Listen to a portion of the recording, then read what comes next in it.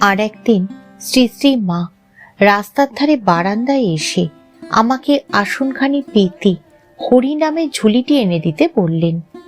তা এনে দিলে বসে জপ করতে লাগলেন। প্রায় সন্ধ্যা হয়ে এসেছে।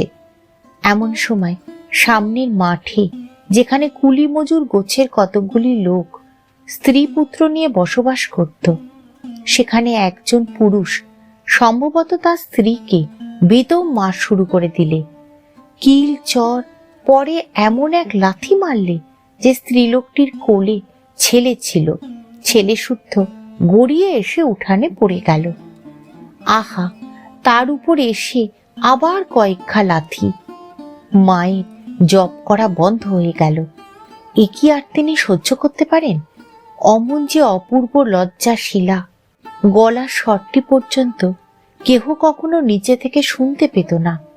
একেবারে রেলিং ধরে দাঁড়িয়ে উঠে তীব্র ভৎসনার স্বরে বললেন, বলি ও মিনসে, বউটাকে একেবারে মেরে ফেলবি নাকি? মোলো যা।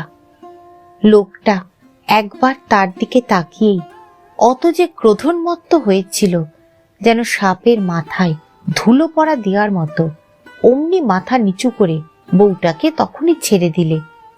মায়ের সহানুভূতি পেয়ে বউটির তখন কি কান্না! শুনলুম তার অপরাধ, সে সময় মতো ভাত রান্না করে রাখেনি। খানিক পরে পুরুষটা রাগ পড়ল এবং অভিমান ও সাধাসাধির পালা শুরু হলো দেখে আমরাও ঘরে চলে এলুম।